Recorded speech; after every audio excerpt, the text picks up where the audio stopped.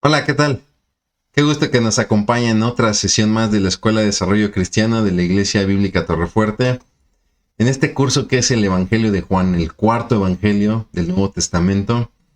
Un Evangelio maravilloso donde Juan, en una manera muy íntima y muy a su estilo, nos comparte el ministerio de nuestro Señor Jesucristo basado en dos líneas. La primera de ellas, las señales.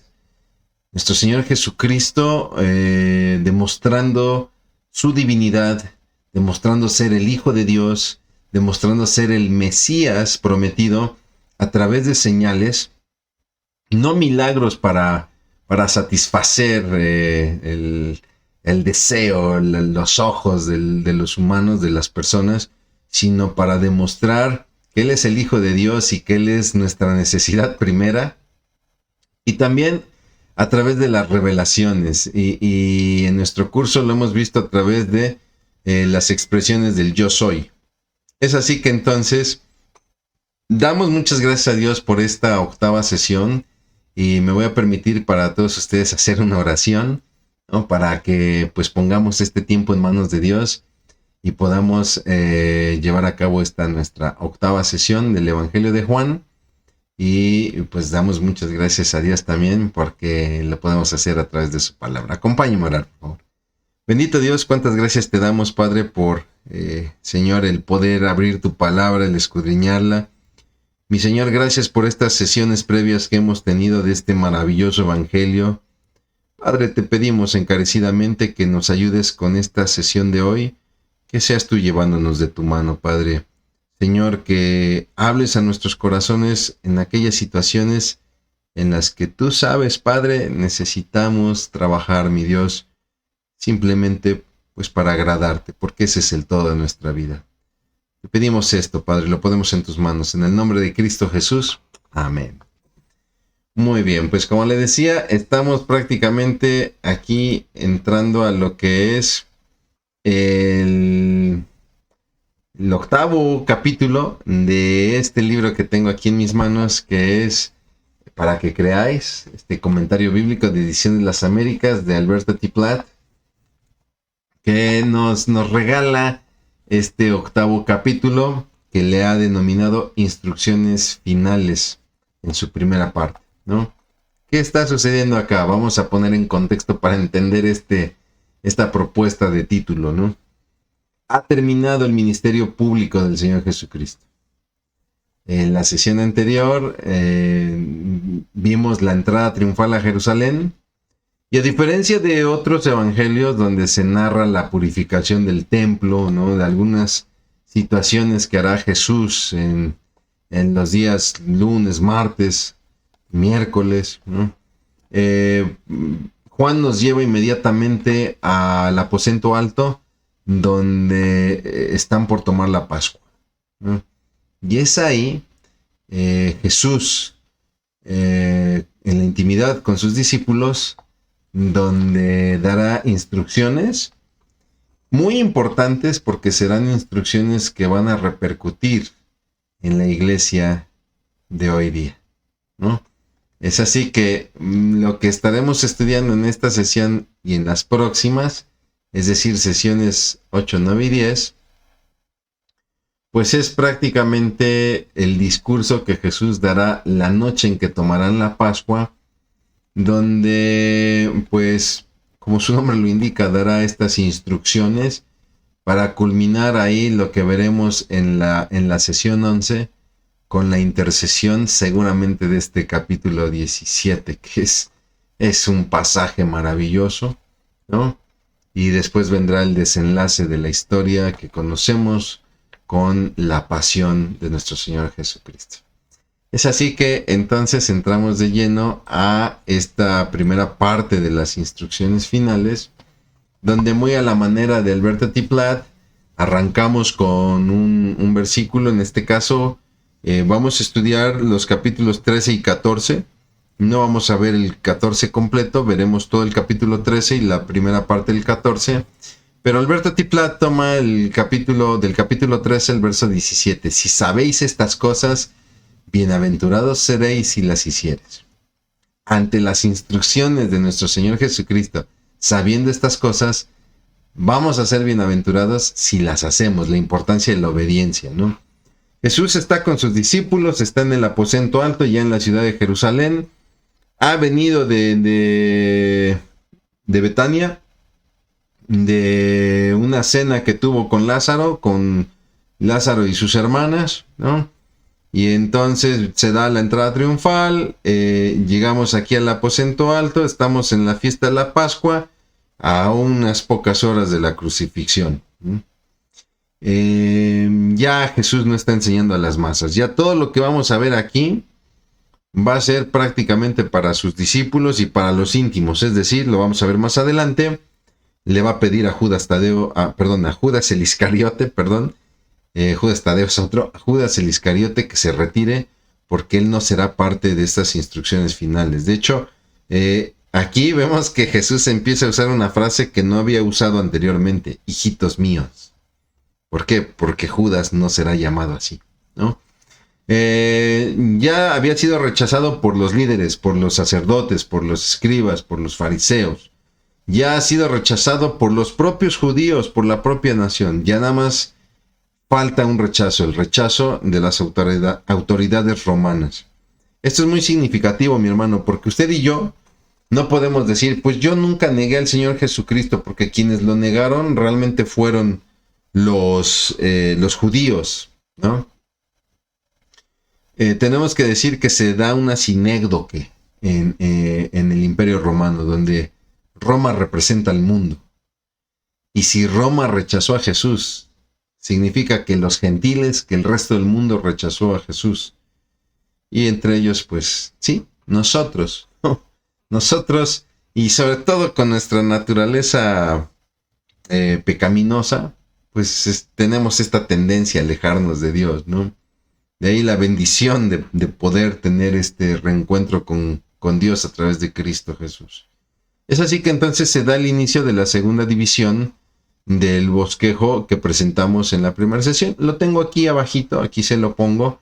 Es el bosquejo del libro en general, donde prácticamente de los capítulos 1 al 12, pues vimos al verbo rechazado, ¿no? Jesús hacía una señal magnífica, ¿no? Y todo esto concluía con rechazo. Y pese a que Jesús hizo señales maravillosas, todas terminaban con rechazo. Ahora entramos en la parte que comprende los capítulos 13 al 17 del Evangelio de Juan, donde vemos al verbo apreciado, es decir, Jesús delante de sus discípulos que sí creyeron en él, ¿no? Y que están recibiendo estas instrucciones finales. Entraremos en una tercera etapa con el verbo crucificado, ¿no? Lo que Alberto Tiplat llama ahí en la sesión 11, en la sesión 12, la noche fatídica, ¿no? Y después veremos el verbo resucitado en nuestra 13ª sesión, donde pues veremos la resurrección de nuestro Señor Jesucristo y también las responsabilidades que va a remarcar en los suyos, ¿no? Sin embargo, estamos en las instrucciones finales y vemos aquí las razones de esas instrucciones, ¿no? Primero que nada, Jesús está está preparando a sus discípulos, ¿no?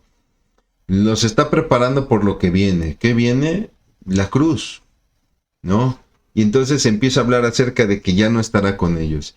Y también les empieza a hablar de la persecución. Veremos después, más adelante, en el mundo tendréis aflicción, mas no teman, yo he vencido al mundo, ¿no? También lo que buscará es explicarles el futuro. Y entonces empezará a dar algunas instrucciones acerca de la venida del Espíritu Santo y también de la segunda venida de Cristo y de los conflictos que enfrentarían, ¿no? Dentro de la persecución, no solamente la persecución, el rechazo del mundo, ¿no? Será muy latente. El mundo ama a los suyos, por eso el mundo no me conoce y no los va a reconocer a ustedes, ¿no? Y ante eso, bueno, pues también va a buscar pedir al Padre, va a buscar la preservación de los discípulos, que estos no se pierdan, su santificación, su unificación, ¿no? Mi Padre y yo uno somos, y vemos a un Jesús rogando al Padre, ¿no? Que ellos sean una misma cosa como tú y yo, oh Padre, somos una misma cosa. Y obviamente la glorificación en sí mismo, sobre todo por lo que vendrá en su crucifixión, ¿no? Es así entonces que pues se da una serie de preparativos y unas proclamaciones ahí en el aposento alto, ¿no? Y es este famoso pasaje, cuando usted escuche capítulo 13 de Juan, inmediatamente piense en Jesús lavando los pies de sus discípulos, ¿no? Entonces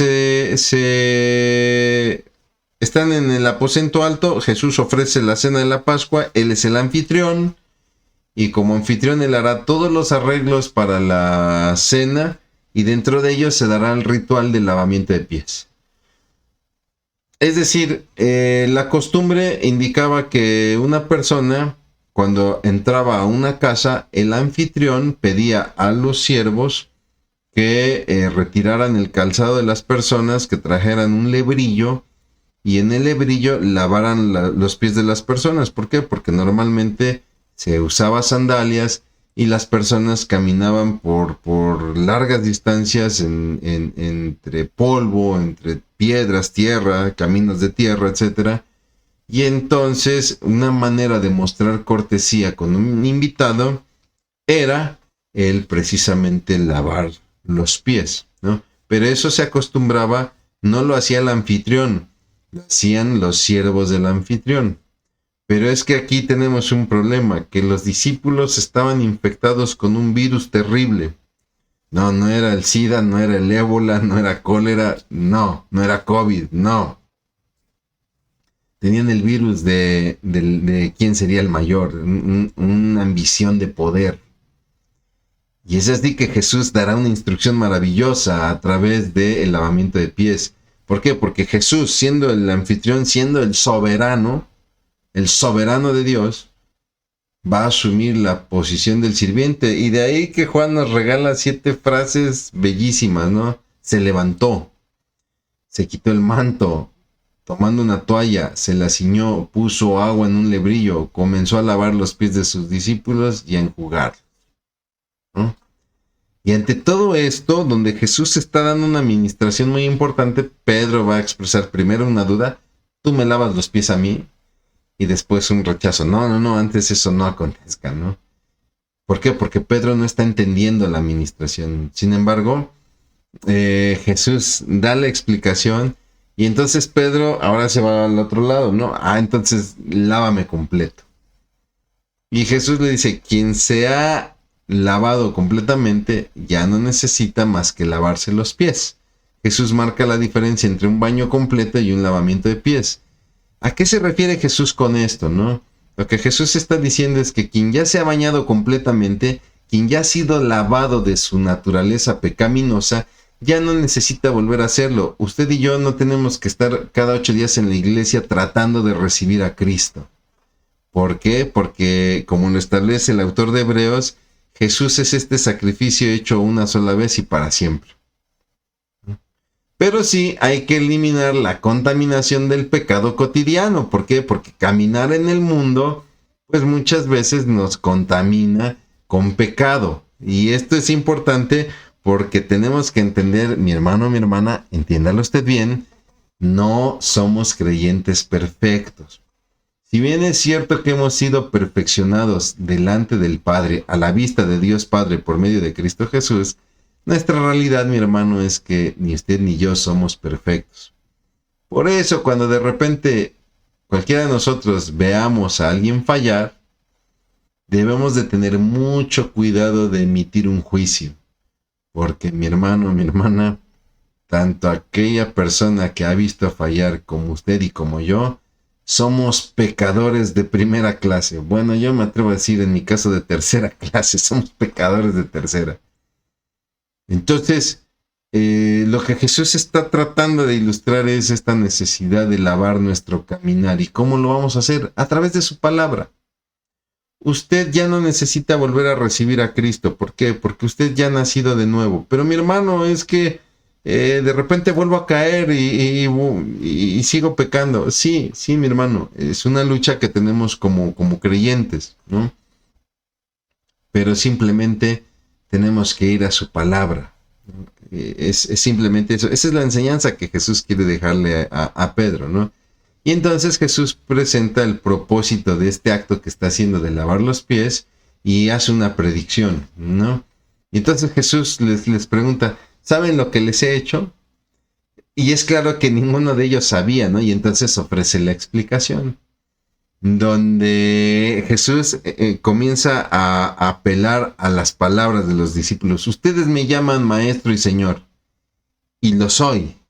Pues si yo, siendo su maestro y señor, les he lavado los pies, ustedes, muchachos que tienen el cáncer de ver quién será el mayor, pues les digo que para ser el mayor tienen que hacerse como el menor.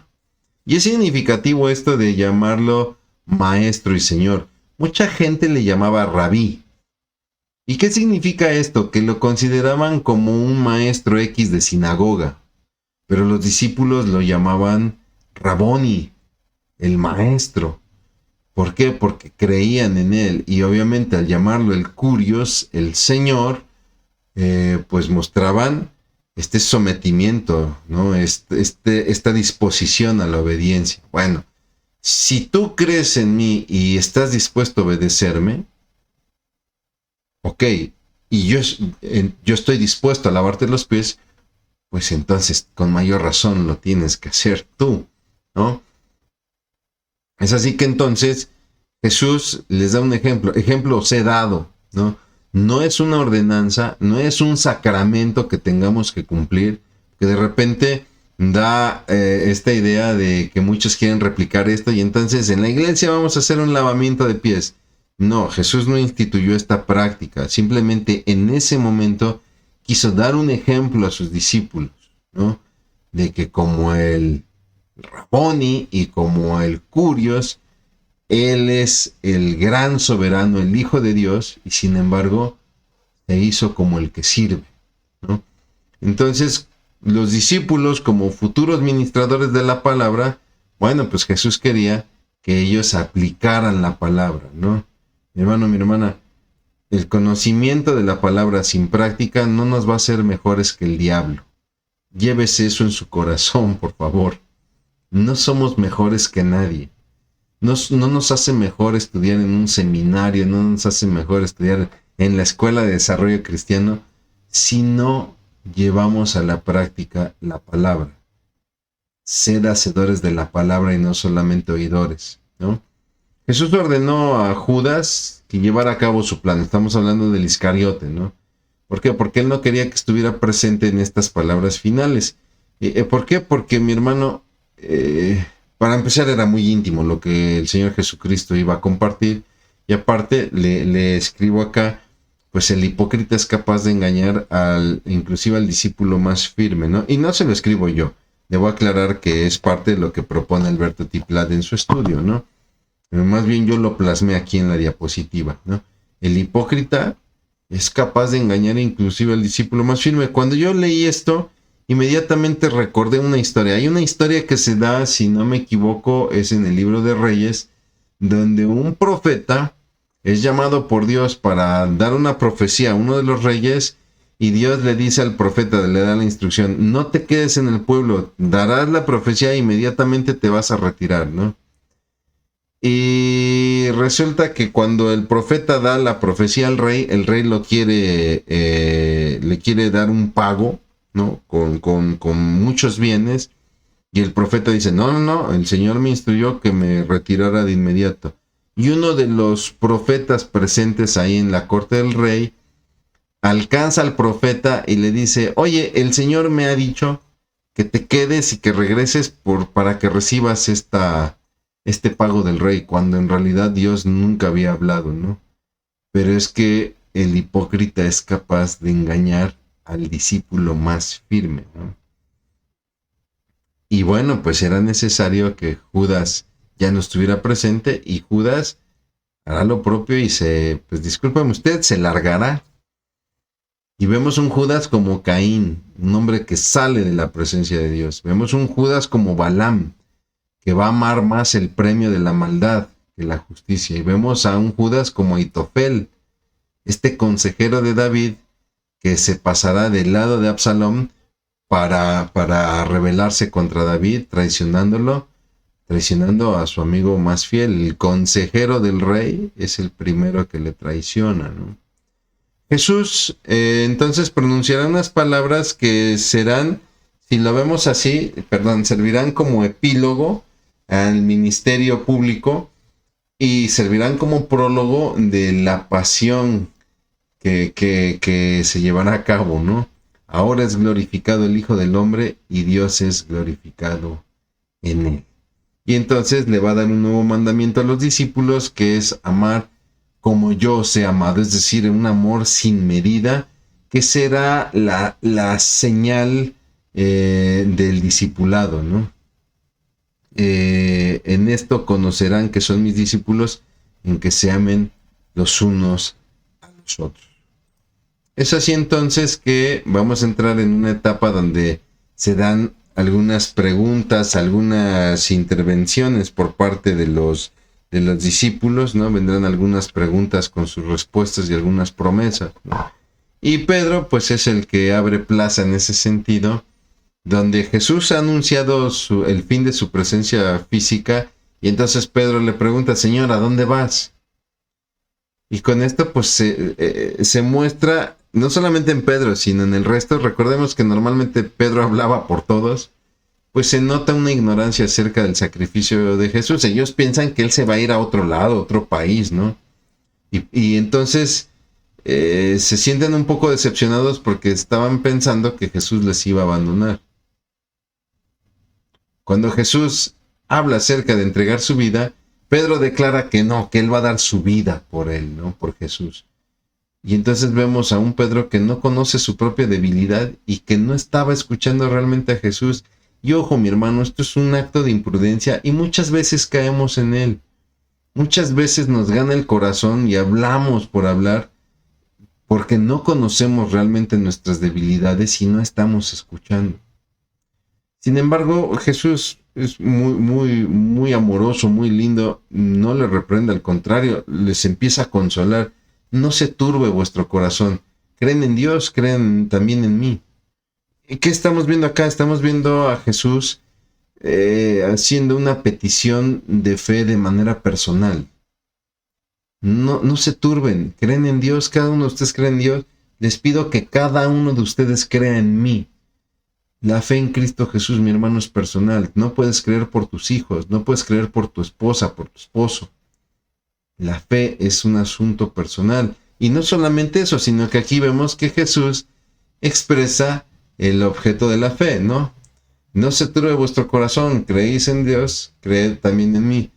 En la casa de mi Padre muchas moradas hay. Yo voy a prepararles esas moradas y vendré por ustedes. Entonces, el objeto de la fe no son las moradas. Jesús no dijo: es necesario que me vaya porque tengo que llegar a crear unas moradas. Decía, estas ya existían.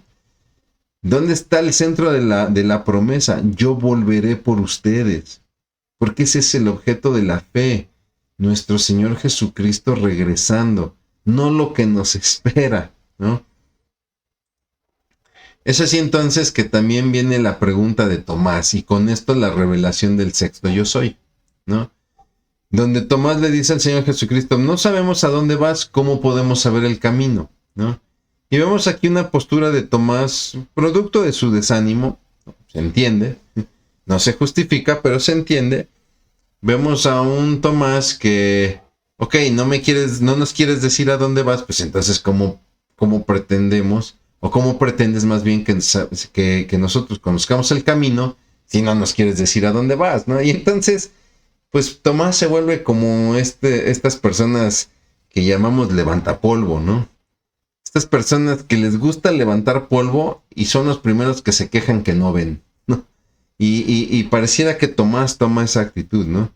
Sin embargo, nuevamente Jesús, de manera muy amorosa, no va a censurar las preguntas. Jesús entiende que están turbados y que en esta turbación hay muchas preguntas. Alguna de ellas con este sentido de celo, de resentimiento. Pero sin embargo Jesús empieza a tratar estas mentes perturbadas a través de verdades. Le puse aquí verdades profundas. Pero ojo, no entendamos verdades profundas como cosas ocultas y eso que hoy en día se manejan. Cuando hablamos en la Biblia de verdades profundas, estamos hablando de verdades básicas, pero se refiere no en profundidad a conocimiento, sino a profundidad en reflexión. De repente oigo muchas personas que, no, es que en la iglesia en la que estoy estudiamos doctrinas profundas, ¿no? Y yo, pues, ¿qué doctrina puede ser más profunda que entender que Jesús murió por nosotros y que resucitó y que así como Él resucitó, nosotros también resucitaremos? Pablo lo decía de esta manera, ¿no? No me propuse otra cosa sino predicar a Cristo y a este crucificado. No sé qué más profundidad podría servir ante esto, ¿no? Por eso es que de repente cuando algunos tienen esta práctica de la profecía, ¿no? Alguien me preguntaba, oye, ¿y por qué tú no crees en la profecía? Bueno, a corte personal, yo no es que no crea en la profecía y no es que no crea que Dios puede hablar a través de un profeta. Dios puede hacer lo que sea porque Él es Dios. Pero en lo personal, ¿no? Y es también postura de iglesia, lo hemos comentado, pues los profetas traían revelación al pueblo porque no contaban con la escritura. Pero usted y yo hoy en día contamos con la escritura y discúlpeme, ¿qué le puede venir a decir hoy un hombre que no le haya dicho Dios a través de su escritura? Que yo de repente cierre mis ojos y empiece a decir, aquí hay alguien que me está escuchando y Dios me está diciendo en este momento que Dios tomará el control de las cosas y que no temas, etcétera. Perdóneme, eso lo puede usted encontrar en la escritura y de hecho es mejor que usted lo encuentre en su devocional y no que esté esperando a que venga yo o un profeta a decírselo, ¿no? Perdón por el paréntesis, pero es importante aclarar esto de verdades profundas, ¿no? Jesús va a empezar a calmar estas mentes perturbadas a través de verdades básicas, pero muy significativas sería el término, ¿no? Y entonces se da este sexto yo soy. Yo soy el camino, la verdad y la vida. ¿Cómo podemos saber el camino si no nos dices a dónde vas? A ver, Tomás, yo soy el camino, la verdad y la vida. Y nadie viene al Padre si no es por mí. Ojo, Jesús no está ofreciendo guiarlos por un camino como lo hiciera Moisés con el pueblo a través del desierto.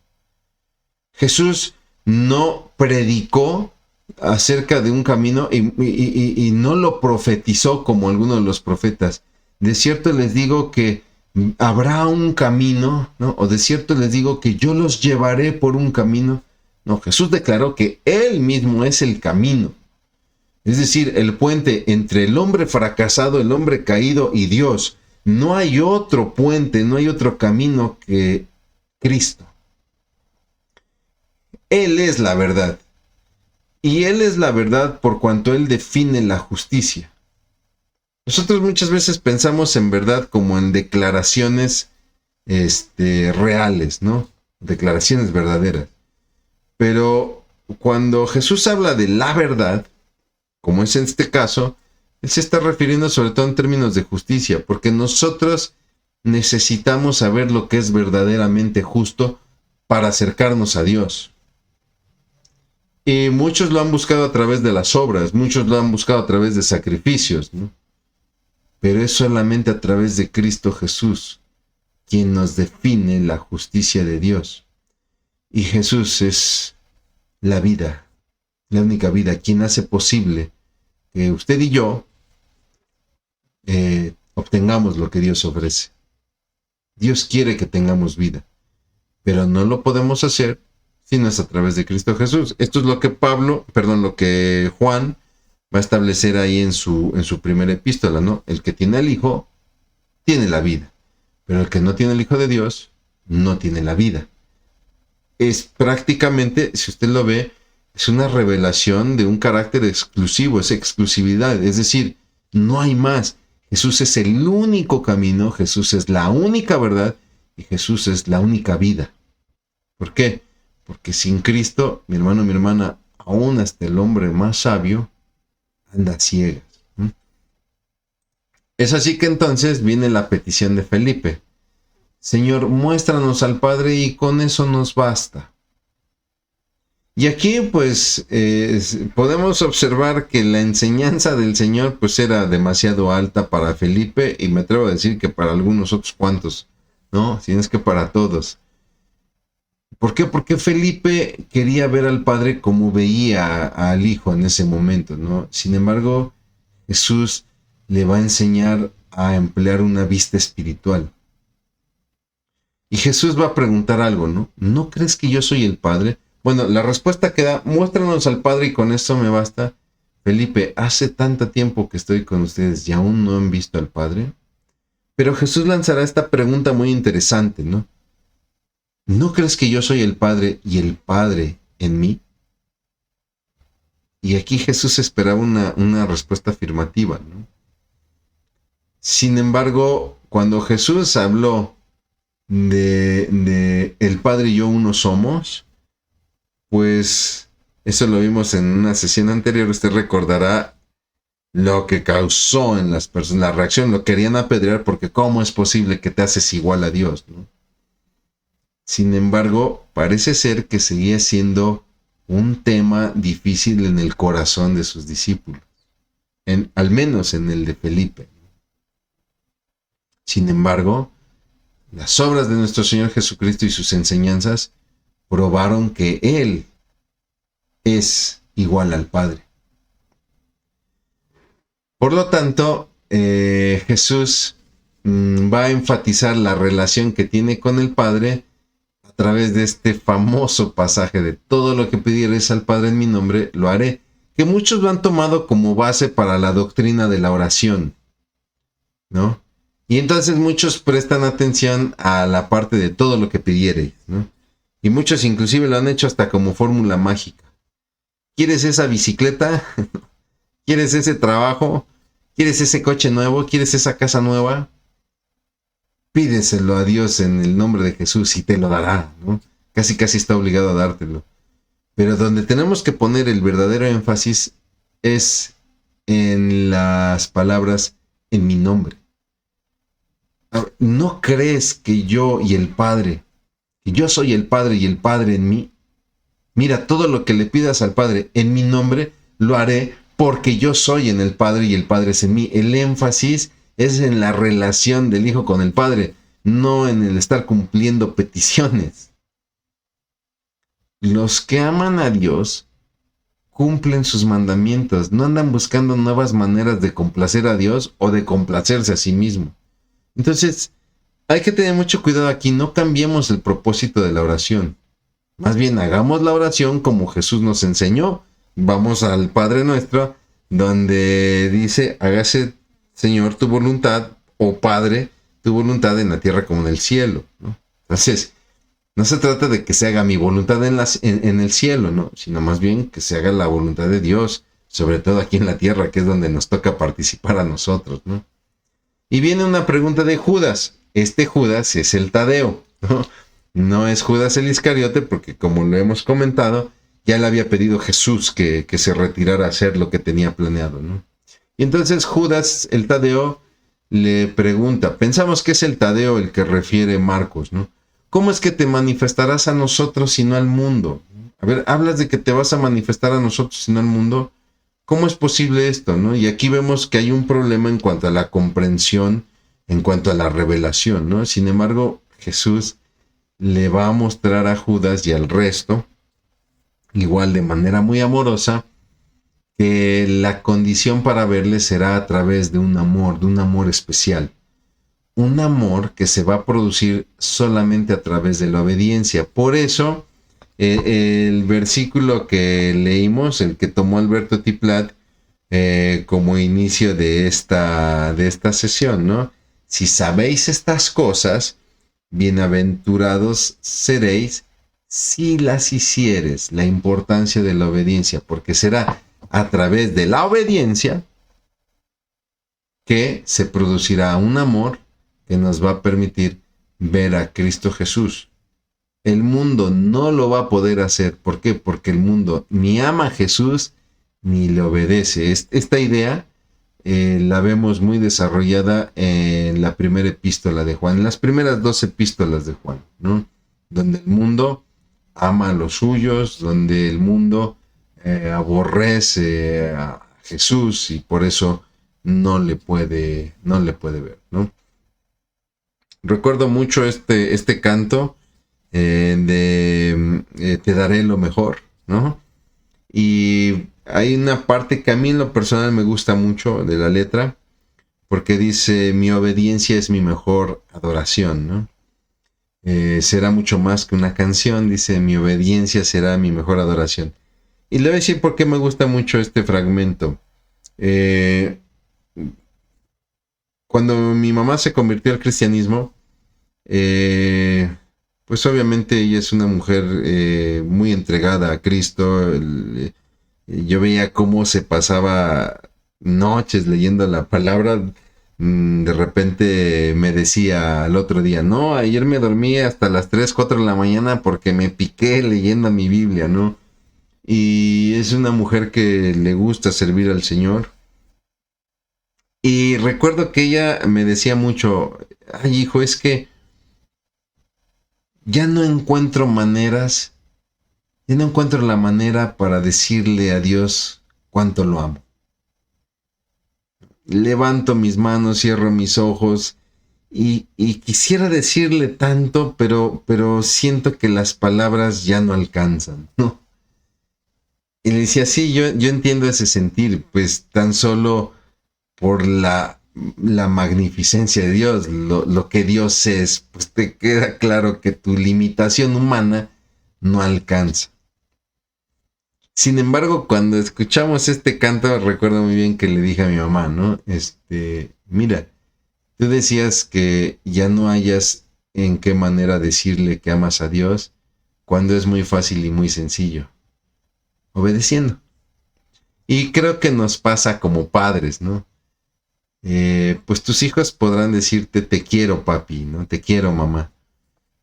Pero pues es mucho mejor cuando te obedecen, ¿no? La obediencia es la mejor manera de expresar amor. El mundo no lo va a poder hacer. Por eso es que Jesús sí se puede manifestar a nosotros y no al mundo. Así es como Jesús le está respondiendo a Judas, ¿no? Jesús ya había referido que rogaría al Padre por el Consolador, es decir, por el Espíritu Santo, pero el estudio del Espíritu Santo, lo vamos a abordar en la próxima sesión, en la 9ª sesión. Mi hermano, mi hermana, para terminar, unas preguntas para reflexionar.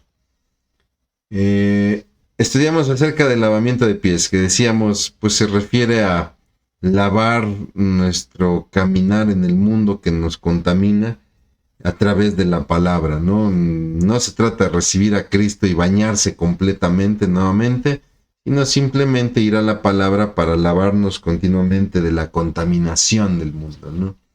Y Martín Lutero lo decía de esta manera, ¿no? El diablo no permite que ningún creyente llegue con los pies limpios al cielo. Por lo cual le pregunto, mi hermano, ¿cómo se ocupa de la contaminación del mundo en su vida? ¿Cómo se ocupa usted de limpiar estas cosas que de repente nos contaminan en nuestra vida? ¿O es usted de aquellos legalistas que le encanta estar enjuiciando el pecado de otros? ¿Y cómo es posible que sea cristiano y mira cómo falla? ¿Y cómo es posible que siendo pastor o el hijo del pastor o la esposa del pastor, etcétera, ¿no? Ay, mis hermanos, si pudiéramos ver nuestros pies, a veces sí nos hace falta una buena cepillada, una buena lavada. ¿Cómo lo hacemos? ¿Cómo lo estamos haciendo? ¿Tiene presente la promesa vigente de Jesucristo? Hay una promesa que Jesús nos da y es una promesa pues que se mantiene vigente. Vendré otra vez y os tomaré a mí mismo, para que donde yo estoy vosotros también estéis. Vea usted qué hermosa promesa. ¿Sabía usted que esa promesa sigue vigente? ¿La tiene usted presente? Sobre todo cuando está usted padeciendo dolor físico o quizá la pérdida de algo o de alguien. Y esta tristeza que de repente nos pega, aún así logra tener presente la promesa de que Jesús vendrá otra vez y nos tomará para que estemos donde Él está. En cuanto a las preguntas que van haciendo los discípulos, vimos la pregunta de Pedro, la pregunta de Tomás, la pregunta de Felipe, la pregunta de Judas, el Tadeo. Mi hermano, el problema no es hacer preguntas, ¿no? Muchas veces tenemos miedo a hacer preguntas, sobre todo en el cristianismo, porque tenemos miedo a que seamos juzgados o criticados por ser faltos de fe. Sin embargo, creo que es honesto hacer preguntas. El problema no es buscar respuestas, el problema es dónde buscamos esas respuestas. Si usted analiza, muchas de las preguntas que se hicieron los fariseos eran honestas. El problema no fue que hicieran esas preguntas, el problema es que nunca estuvieron dispuestos a buscar la respuesta correcta en Cristo. Entonces, no hay problema con cuestionar la fe, ¿no? Cuestionarla siempre y cuando la actitud sea correcta. ¿Y dónde se da la actitud correcta? En donde buscamos las respuestas. ¿Dónde está usted buscando las respuestas fundamentales en su vida, en su diario vivir? Mi hermano, mi hermana, yo le agradezco muchísimo que me haya acompañado en esta que fue la 8ª sesión de nuestro estudio del Evangelio de Juan. Le pido que siga usted leyendo este evangelio que es maravilloso. Es un evangelio corto, breve, pero que creo yo tengo la esperanza de que tenga mucha riqueza si lo vuelve usted a leer con todo esto que hemos detallado. No porque lo haya yo expuesto, no. Simplemente por herramientas como estas que son de mucha bendición. Haré una breve oración y daremos por concluida nuestra 8ª sesión, esperando, primero Dios, podernos ver nuevamente para lo que será nuestra 9ª sesión. Vamos a orar. Bendito Dios, cuántas gracias te damos por la bendición, Padre, de Señor, de escudriñar tu palabra, de caminar en ella, mi Dios. Señor, Padre, te pedimos primeramente que caminemos en este ejemplo que nos ha sido dado, Señor. Padre, que si Jesucristo, siendo nuestro Maestro y nuestro Señor, ha dado su vida por nosotros, Padre, que nosotros aprendamos a no amar más nuestra vida y tengamos esta capacidad de renunciar a nosotros mismos para seguir a Cristo Jesús y ser de bendición para otros. Mi Dios, si nosotros seguimos aguardando en la esperanza, Señor, de la venida de tu Hijo Jesucristo, ayúdanos, Padre, como alguna vez lo preguntó tu Hijo Jesucristo. ¿Vendrá el Hijo del Hombre y hallará fe en la tierra? Mi Señor, que nosotros podamos ser hallados, aceptos, Padre, y con fe en este retorno de nuestro Señor Jesucristo. Lo esperamos con mucho gozo, en verdad, Señor. Te damos gracias por todo esto, Padre, en el nombre precioso de Cristo Jesús. Amén. Mi hermano, mi hermana, le agradezco mucho. Que Dios le bendiga y recuerde, lea la Biblia y entréguese a Cristo.